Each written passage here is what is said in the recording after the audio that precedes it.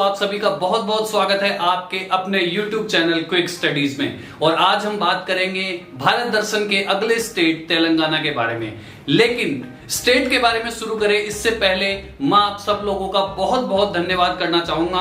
आप लोगों के प्यार और सपोर्ट की वजह से हमारे चैनल के शुरुआत के जो 2 वीडियोस थे वो 1000 व्यूज क्रॉस कर चुके हैं। मैं मानता हूं ये माइलस्टोन बहुत छोटा है, लेकिन एक नए चैनल के लिए ये बहुत जरूरी है और इससे हमें मोटिवेशन मिलता है, प्रेरणा मिलती है और आगे और अच्छा करने की। तो आप सभी लोगों का बहुत बहुत धन्यवाद जिन लोगों ने हमारे वीडियोस को सपोर्ट किया, शेयर किया, लाइक किया। तो चलिए दोस्तों आज शुरू करते हैं तेलंगाना के बारे में। तेलंगाना स्टेट, दोस्तों तेलंगाना के बारे में पढ़े उससे पहले बात कर लेते हैं तेलंगाना जो शब्द है उसका मतलब क्या है।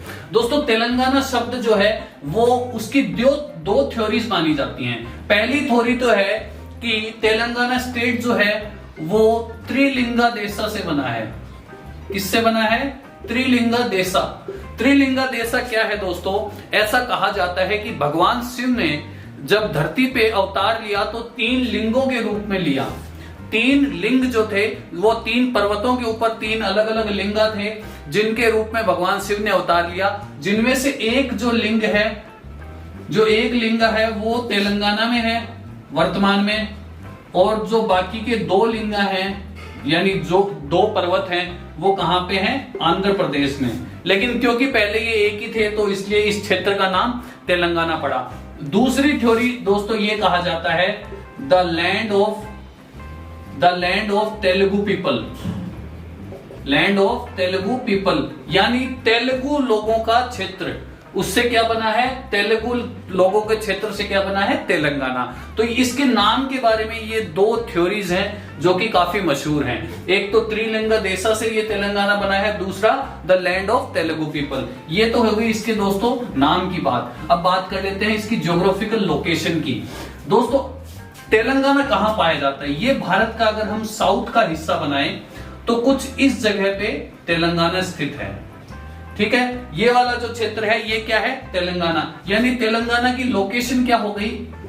तेलंगाना की अगर लोकेशन की बात करें तो साउथ सेंट्रल क्या होगी? South central India. South central India में ये पाया जाता है। दोस्तों ऊपर की तरफ अगर इधर बात करें तो यहां पे कौन सा स्टेट है? महाराष्ट्र। और इधर अगर मैं बात करूं तो यहां पे कौन सा स्टेट है? छत्तीसगढ़। कौन सा स्टेट है? छत्तीसगढ़। और इधर अगर बात करें दोस्तों तो इधर है आंध्र प्रदेश। कौन सा स्टेट है? आंध्र प्रदेश। इधर अगर बात करें तो कर्नाटका। कौन सा स्टेट है? कर्नाटका। और इस तरफ दोस्तों उड़ीसा पड़ता है। कौन सा स्टेट पड़ता है? उड़ीसा। लेकिन उड़ीसा के साथ तेलंगाना अपनी बाउंड्री शेयर नहीं करता है। उड़ीसा को इसके पड़ोसी राज्यों में गिना जाता है, लेकिन उड़ीसा के साथ इसकी बाउंड्री टच नहीं होती है। केवल छत्तीसगढ़ और आंध्र प्रदेश से ये घिरा हुआ है।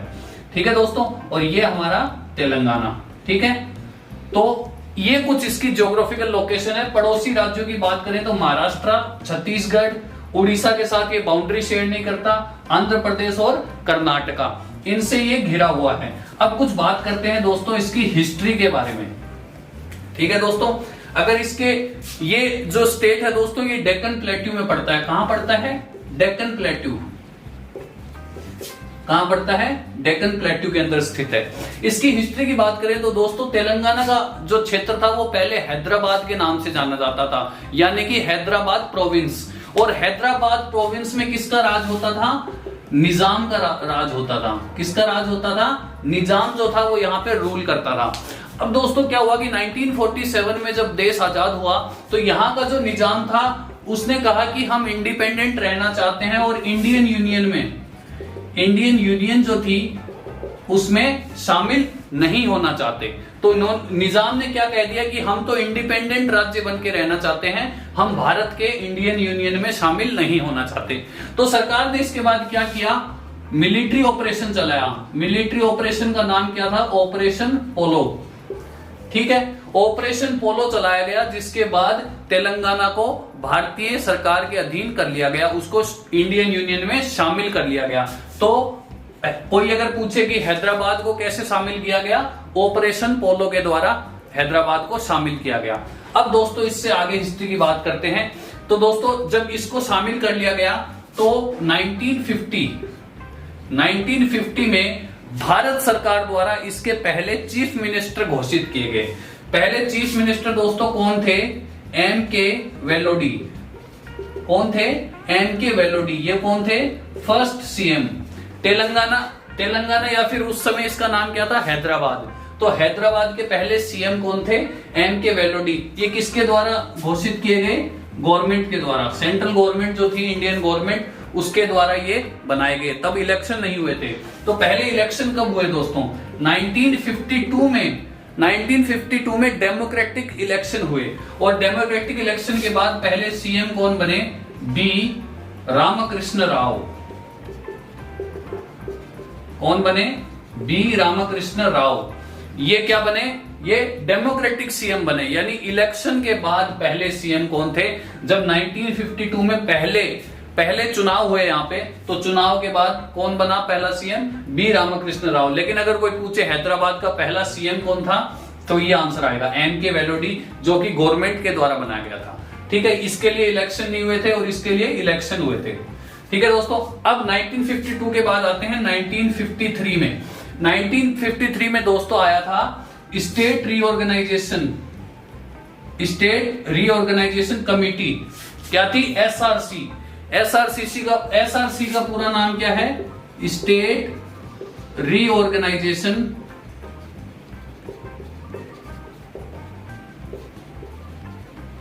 कमिटी। ठीक है, स्टेट रीऑर्गेनाइजेशन कमिटी ने क्या किया? हैदराबाद को किसमें मिला दिया? आंध्र प्रदेश में मिला दिया। ठीक है, ये दोनों एक कब हुए? 1953 में। और किस बेसिस पे हुए? लैंग्वेज के बेसिस पे हुए, यानी भाषा के आधार पर। 1952 में भाषा के आधार पर हैदराबाद और आंध्र प्रदेश को एक कर दिया गया। ठीक है, अब दोस्तों ये तो थी 1953 की बात। अब 1953 में जब हैदराबाद और आंध्र प्रदेश को अलग किया गया, उसी समय से तेलंगाना जो थी उसको अलग करने के लिए मांग उठने लगी। यानी जिस समय ये दोनों एक हुए थे, उसी समय इनको अलग करने की भी मांग उठ गई। लेकिन उस मांग को नहीं सुना गया। लेकिन जब 21वीं सदी आई, 2001, और खास करके मैं बात करूं 2009 की, 2009 के बाद ये जो मांग थी तेलंगाना को अलग राज्य बनाने की, ये काफी तेज हो गई। लोग काफी इसके लिए प्रोटेस्ट करने लगे, काफी लोगों ने इसके लिए अपनी जान गंवाई। ठीक है, तो ये आंदोलन के बाद क्या हुआ दोस्तों? एक डेट आती है जो कि आप याद कर लेना, 2 जून 2014, यानी 2 जून 2014 को क्या किया गया? तेलंगाना को सेपरेट किया गया। Telangana separated from Andhra Pradesh. तेलंगाना को क्या कर दिया गया? आंध्र प्रदेश से अलग करके क्या बना दिया गया? तेलंगाना को एक अलग राज्य बना दिया गया। और ये कौन सा राज्य बना? 29th state. मैं बात कर रहा हूं 2014 की। अगर वर्तमान में बात करें तो वर्तमान में कितने स्टेट हैं? वर्तमान में 28 राज्य हैं। ठीक है, इंडिया के अंदर वर्तमान में 28 राज्य हैं, क्योंकि 2019 के अंदर जम्मू कश्मीर को स्टेट से हटाकर यूनियन टेरिटरी बना दिया गया। जम्मू कश्मीर और लद्दाख 2 यूनियन टेरिटरी बनी। कहां से बनी? जम्मू कश्मीर स्टेट से। तो अब स्टेट कितने हैं? 28। लेकिन 2014 में जब तेलंगाना बना था तो ये कौन सा राज्य था? 29वां राज्य था। और 29वां राज्य का मतलब क्या हो गया? ये न्यूएस्ट स्टेट था। ठीक है, सबसे नया राज्य। अगर आपसे कोई जीके में पूछे कि सबसे नया राज्य कौन सा है, तो 29th स्टेट तेलंगाना हमारे देश का सबसे नया राज्य है। ठीक है, तो ये बात होगी इसकी फॉर्मेशन की। अगर कोई पूछे कि फॉर्मेशन कब हुई, तेलंगाना की फॉर्मेशन कब हुई, तो फॉर्मेशन हुई थी दोस्तों 2 जून 2014 को। ठीक है, ये तो हो गई इसके फॉर्मेशन की बात। अब आगे बात करते हैं इसकी ज्योग्राफिकल फैक्ट्स के बारे में। ठीक है, तेलंगाना की अगर कैपिटल की बात करें, सबसे पहले कैपिटल की बात करें तो वो बनाई गई हैदराबाद।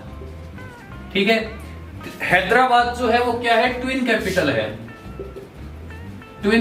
है अप टू 2024 तक ये हैदराबाद जो है वो ट्विन कैपिटल है। ये किस किस की है?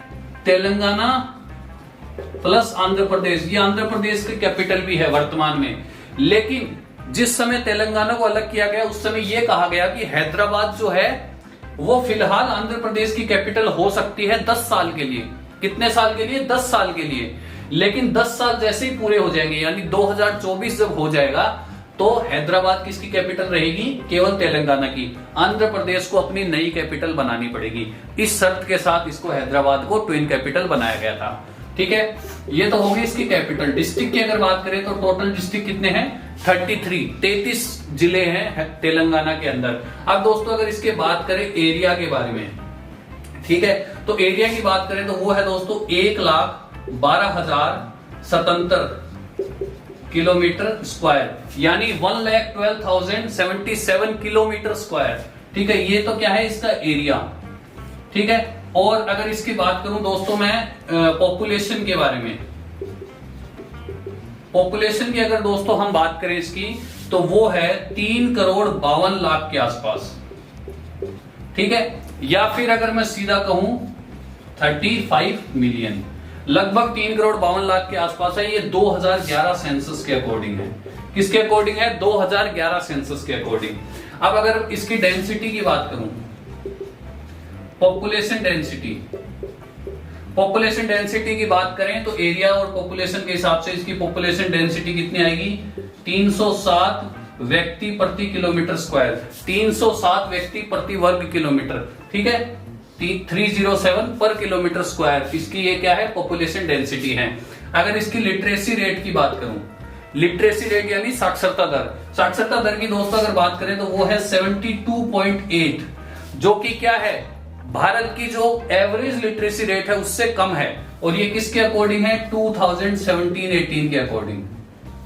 ठीक है, तो ये इसकी क्या हो गई? लिटरेसी रेट हो गई दोस्तों।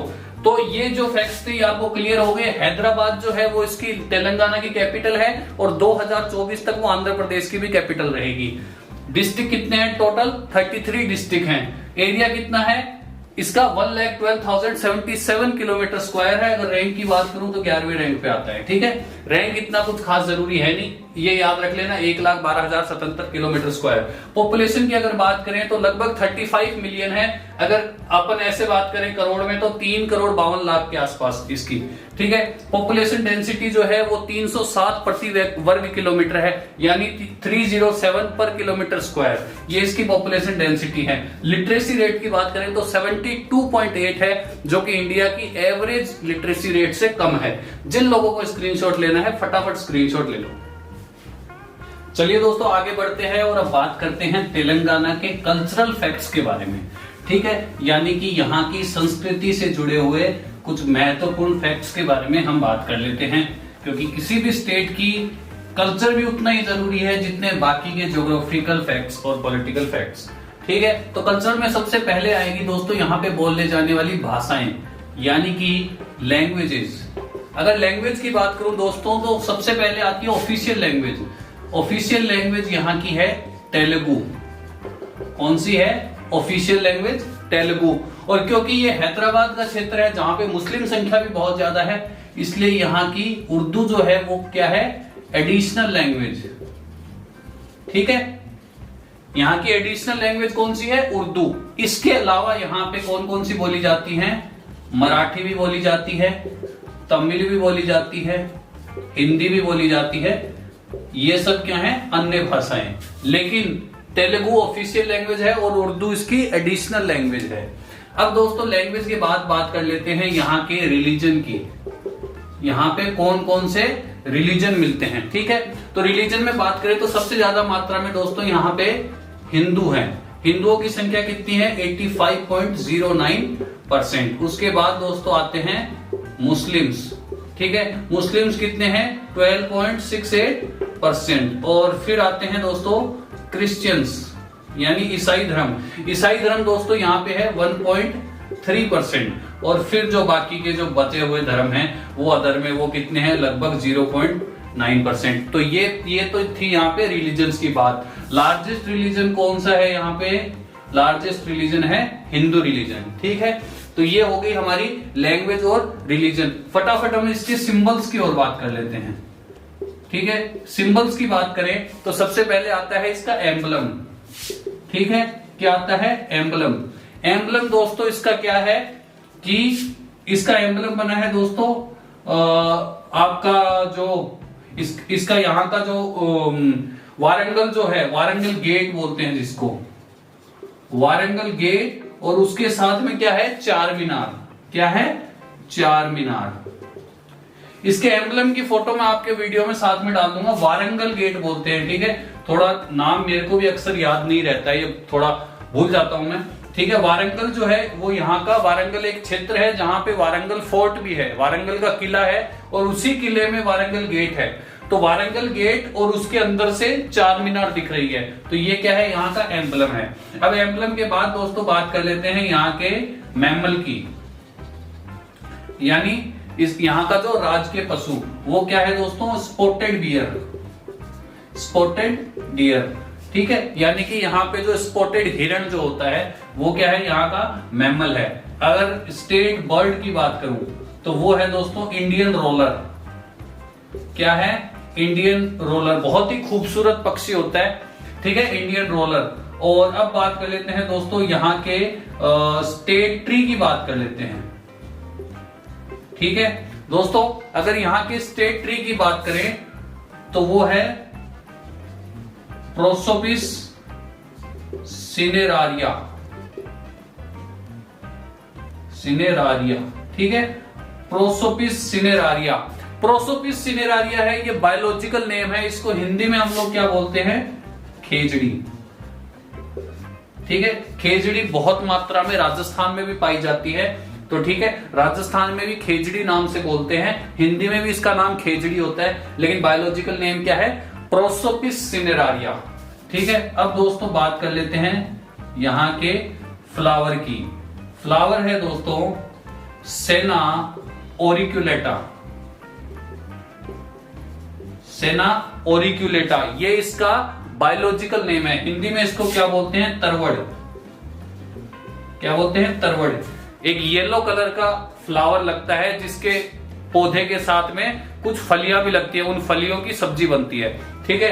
तो तरवड़ का जो पौधा होता है उसके फूल को क्या बोलते हैं? सेना ओरिक्यूलेटा, और ये क्या है? यहाँ का स्टेट फ्लावर है, ठीक है। स्टेट ट्री की बात करें तो प्रोसोपिस सिनेरारिया, प्रोसोपिस सिनेरारिया को क्या बोलते हैं? हिंदी में खेजड़ी।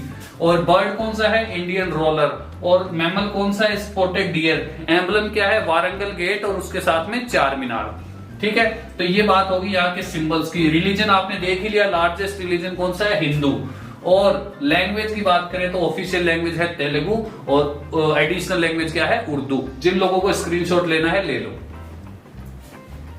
चलिए दोस्तों आगे बढ़ते हैं, सिंबल्स की हमारी बात हो गई, ठीक है। अब कुछ बात कर लेते हैं यहाँ के पॉलिटिकल स्ट्रक्चर के बारे में, ठीक है। यहाँ पे राजनीतिक ढांचा किस तरह से है, कैसे काम करता है, उसकी हम बात कर लेते हैं। तो सबसे पहले दोस्तों स्टेट के अंदर सबसे बड़ी पोस्ट किस चीज की होती है? गवर्नर की, ठीक है। तो यहाँ के तेलंगाना के गवर्नर कौन है दोस्तों? वो हैं तमिलिराई सुंदरराजन। कौन है? तमिलिराई सुंदरराजन, ये यहाँ के वर्तमान में गवर्नर हैं। और सीएम की अगर बात करूं दोस्तों तो वो कौन है? के चंद्रशेखर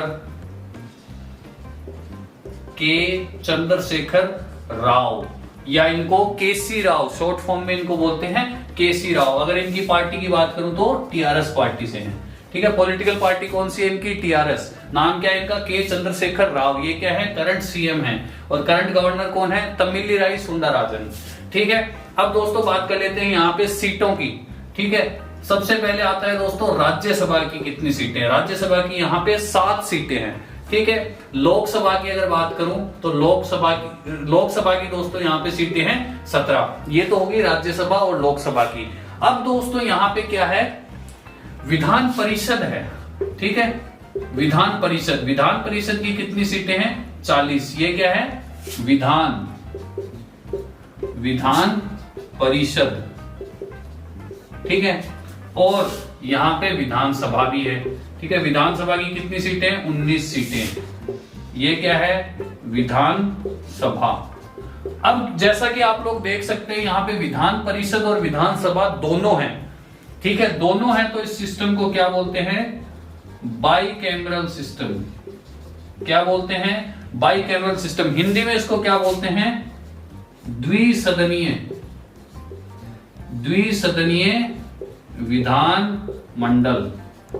ठीक है दोस्तों, इसको क्या बोलते हैं हिंदी में? द्विसदनीय विधानमंडल। तो यहाँ के करंट गवर्नर कौन है? तमिलीराई सुंदरराजन। सीएम कौन है? केसी राव। और टीआरएस पार्टी से हैं। राज्यसभा की 7 सीटें हैं, लोकसभा की 17 सीटें हैं, विधान परिषद की 40 सीटें हैं, विधानसभा की 119 सीटें हैं। और क्योंकि यहाँ पे विधान परिषद और विधानसभा दोनों हैं, तो यहाँ पे बाइकैमरल सिस्टम है, जिसको द्विसदनीय विधानमंडल बोलते हैं। स्क्रीनशॉट लेना है वो लोग स्क्रीनशॉट ले लो। चलिए दोस्तों, अब तेलंगाना की ज्योग्राफी की तरफ बढ़ते हैं। ठीक है, ये तो हो गई इसके पॉलिटिकल स्ट्रक्चर की बात। तो अब ज्योग्राफी की बात कर लेते हैं दोस्तों। ज्योग्राफी में किसी भी जगह की ज्योग्राफी की सबसे प्रमुख चीज क्या आती है? वहां की नदियां। ठीक है, तो नदियों की बात करें तो यहाँ पे कितनी रिवर्स हैं? टोटल 7 रिवर हैं। कितने रिवर हैं? टोटल 7 रिवर हैं। तो सबसे प्रमुख रिवर्स की अगर बात करें तो सबसे पहले नंबर आता है कृष्णा का। ठीक है, कृष्णा रिवर। दूसरी रिवर कौन सी है दोस्तों? गोदावरी। ठीक है, गोदावरी। गोदावरी को एक और नाम से भी जाना जाता है, इसको बोलते हैं दक्षिण गंगा। इसको दक्षिण गंगा क्यों बोलते हैं? क्योंकि साउथ इंडिया में इसको गंगा के समान पवित्र माना जाता है, इसलिए गोदावरी नदी को क्या बोलते हैं? दक्षिण गंगा। ये कई बार एग्जाम में आ चुका है कि दक्षिण गंगा कौन सी नदी को कहा जाता है। ठीक है, अब दोस्तों अगर बात करें आगे तो एक और नदी आती है मंजीरा, ये भी प्रमुख नदियों में आती है। इसके अलावा दोस्तों अगली नदी आती है मूसी। मूसी नदी किस लिए प्रमुख है? क्यों? क्योंकि ये हैदराबाद जो क्षेत्र है, हैदराबाद जो सिटी है, उसको 2 भागों में बांटती है मूसी नदी। एक न्यू हैदराबाद और एक ओल्ड हैदराबाद। तो हैदराबाद के अंदर से कौन सी नदी निकलती है? मूसी नदी। ठीक है, कभी भी पूछा जा सकता है ये क्वेश्चन। इसके अलावा दोस्तों अगली नदी है सबरी। सबरी के अलावा दोस्तों अगली नदी है मानेर। ठीक है, प्रोनाउंसिएशन थोड़ा सा अलग हो सकता है उस क्षेत्र में उसको उसका उच्चारण कुछ अलग हो। ठीक है, लेकिन मैं स्पेलिंग यहाँ पे सही लिख रहा हूं, MANER। ठीक है, तो ये आप मानेर हम इसको बोलते हैं। और एक दोस्तों है नक्का वागू। कौन सी नदी है? नक्का वागू।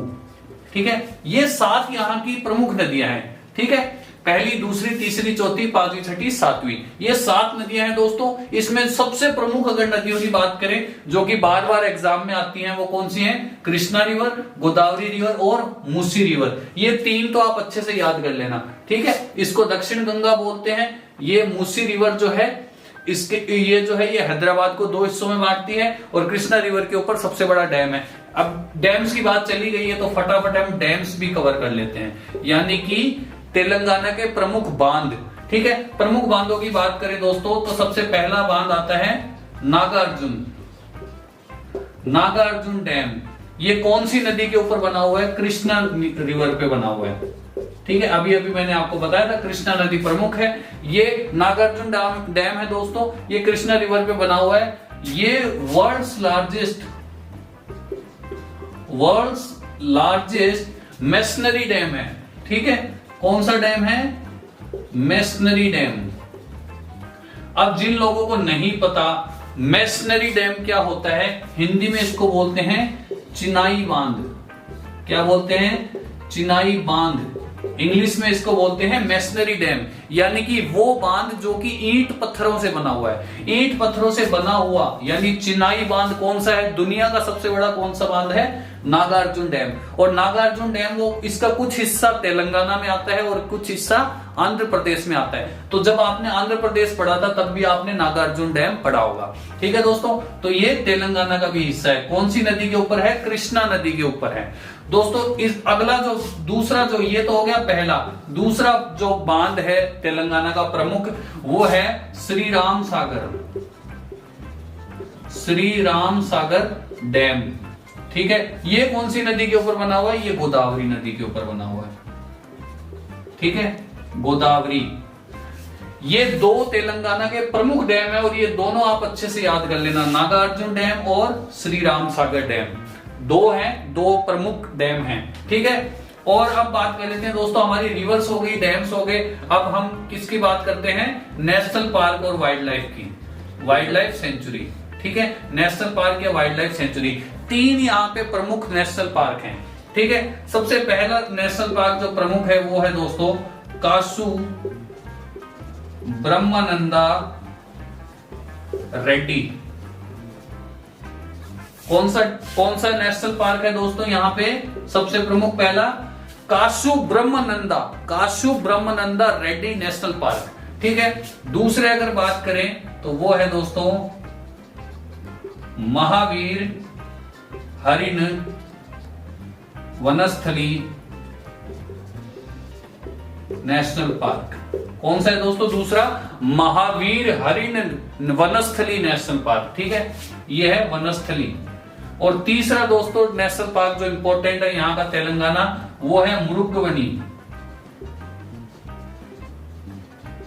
या मृगावनी भी बोलते हैं कई लोग इसको। ठीक है, मृगवनी या मृगावनी नेशनल पार्क, ये यहाँ के दोस्तों 3 प्रमुख नेशनल पार्क हैं। तो हमने रिवर्स कवर कर ली, 7 नदियां हैं, 7 नदियों में 3 प्रमुख हैं, कृष्णा, गोदावरी और मूसी। और डैम्स की बात करें तो दुनिया का सबसे बड़ा चिनाई बांध नागार्जुन डैम कृष्णा नदी पे बना है, और दूसरा प्रमुख बांध कौन सा है, श्री राम सागर डैम जो कि गोदावरी नदी पे बना है। नेशनल पार्क की अगर बात करें तो कासु ब्रह्मानंदा रेड्डी नेशनल पार्क है, दूसरा है दोस्तों महावीर हरिण वनस्थली नेशनल पार्क, और तीसरा कौन सा है, मृगावनी नेशनल पार्क। ये यहाँ के प्रमुख ज्योग्राफिकल फैक्ट्स थे, जिनको स्क्रीनशॉट लेना है स्क्रीनशॉट ले लो। चलिए दोस्तों, अब हम बात कर लेते हैं तेलंगाना के त्योहारों के बारे में, यहाँ के फेस्टिवल्स और यहाँ के नृत्यों के बारे में, यानी कि डांस फॉर्म्स के बारे में। ठीक है दोस्तों, तो चलिए सबसे पहले हम शुरू करते हैं यहाँ के फेस्टिवल से, यानी कि यहाँ पे त्योहार कौन कौन से मनाए जाते हैं। ठीक है, फेस्टिवल से बात करते हैं। ठीक है, सबसे प्रमुख दोस्तों यहाँ का है बाथकुम्मा। कौन सा फेस्टिवल है दोस्तों, बाथकुम्मा या फिर बाथुकुम्मा भी बोलते हैं इसको। ठीक है, बाथकुम्मा या बाथुकुम्मा। ठीक है, बाथुकुम्मा फेस्टिवल मेनली यहाँ की महिलाओं के द्वारा मनाया जाता है। ठीक है, तो बाथुकुम्मा फेस्टिवल हो गया पहला। तो दूसरा है दोस्तों यहाँ पे काकटिया फेस्टिवल। कौन सा फेस्टिवल है, काकटिया फेस्टिवल।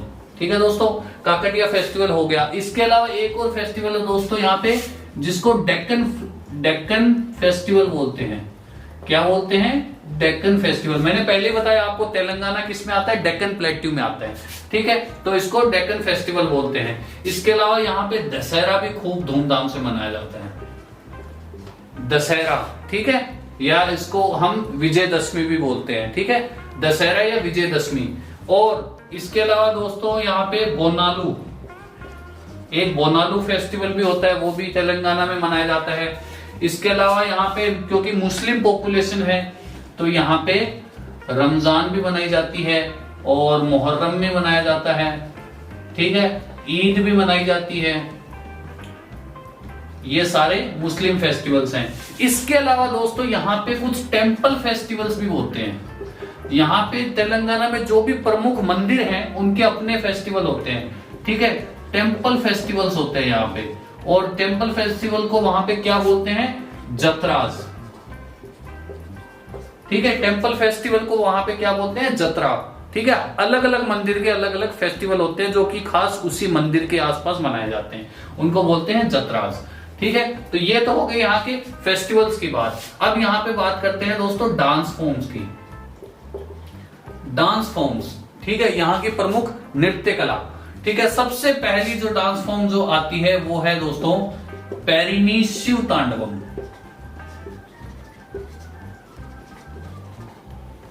पेरिनी शिव तांडवम या फिर इसको पेरिनी तांडवम भी बोलते हैं। ठीक है, सीधा सा हिंदी में अगर बात करें तो ये तांडव है। ठीक है, शिव तांडव आप लोगों ने सुना होगा, उसी को तेलंगाना में किस नाम से जाना जाता है, पेरिनी शिव तांडवम। ये एक अग्रेसिव डांस फॉर्म होता है एंगर दिखाने के लिए। ठीक है, दूसरा डांस फॉर्म है दोस्तों यहाँ का कुचिपुड़ी। कुचिपुड़ी जो कि काफी यहाँ का लोकप्रिय डांस फॉर्म है। तो यहाँ पे डांस फॉर्म 2 ही प्रमुख हैं। कौन सा है? पेरिनी शिव तांडवम और कुचिपुड़ी। ठीक है, अब दोस्तों यहाँ पे हम टूरिस्ट प्लेसेस की भी बात कर लेते हैं, यानी कि यहाँ के पर्यटन स्थल। ठीक है, पर्यटन स्थल में दोस्तों सबसे पहले नंबर पे आता है चार मीनार। हैदराबाद का चार मीनार काफी फेमस है, अक्सर फिल्मों में दिखाया जाता है और सबसे प्रमुख यहाँ का टूरिस्ट प्लेस है। इसके अलावा दोस्तों गोलकोंडा फोर्ट, गोलकोंडा का किला। इसके अलावा दोस्तों वारंगल फोर्ट, वारंगल जो मैंने आपको एम्बलम के टाइम बताया था, वारंगल फोर्ट, इसका नाम अक्सर मेरे दिमाग से निकल जाता है। वारंगल फोर्ट जो है यहीं पे वारंगल गेट है, जिसको तेलंगाना के एम्बलम में यूज किया जाता है। ठीक है दोस्तों, तो वारंगल फोर्ट भी यहाँ का प्रमुख टूरिस्ट स्पॉट है। उसके अलावा दोस्तों 1000 pillar temple, 1000 pillar temple, 1000 pillar temple जहां पे मंदिर के अंदर 1000 पिलर्स हैं, यानी खंबे हैं। ठीक है, 1000 खंबों वाला मंदिर। ठीक है, और इसके अलावा दोस्तों यहां पे है भद्रचालम, भद्रचालम टेम्पल। कौन सा है? भद्रचालम। ठीक है, BHADRACHALAM, भद्रचालम टेम्पल, ये भी यहाँ का प्रमुख मंदिर है। और दोस्तों ये तो हो गई यहाँ के टूरिस्ट प्लेसेस के बारे में। एक इंपॉर्टेंट फैक्ट मैं आप लोगों को तेलंगाना के बारे में बताना चाहूंगा। जो गोलकोंडा क्षेत्र है, गोलकोंडा एरिया, ठीक है, इस क्षेत्र से दुनिया के सबसे कीमती जितने भी डायमंड्स हैं, क्या हैं? डायमंड्स।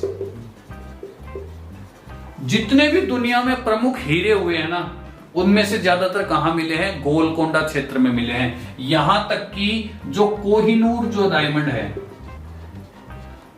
कोहिनूर डायमंड, वो भी कहां से मिला है? गोलकोंडा क्षेत्र से मिला है, जो कहां किस में आता है? तेलंगाना में आता है। ठीक है, तो ये इंपॉर्टेंट फैक्ट है। दुनिया के जितने भी प्रमुख डायमंड है वो कहां से निकले हैं? गोलकोंडा क्षेत्र से निकले हैं, जो कि तेलंगाना का हिस्सा है, जिसमें कोहिनूर डायमंड भी शामिल है। ये यहाँ के टूरिस्ट प्लेसेस हो गए, Charminar, Golconda fort, Warangal fort, 1000 pillar temple और इसके साथ ही भद्रचालम। ठीक है, ये आई है।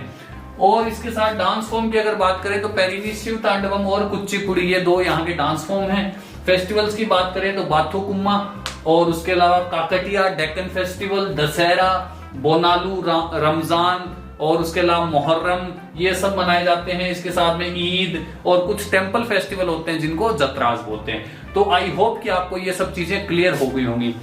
अब दोस्तों अगर इसके अलावा भी आपको तेलंगाना के बारे में कोई भी क्वेश्चन पूछना हो तो आप हमें कमेंट कर सकते हैं, हम आपको रिप्लाई जरूर करेंगे। ऐसे ही हमारे वीडियोस को प्यार देते रहिए, इसको लाइक करते रहिए, वीडियोस को शेयर करते रहिए। और अगर आप चैनल पे नए हैं, अभी तक सब्सक्राइब नहीं किया है तो सब्सक्राइब जरूर कर लेना। मिलते हैं दोस्तों अगले वीडियो में, तब तक के लिए जय हिंद।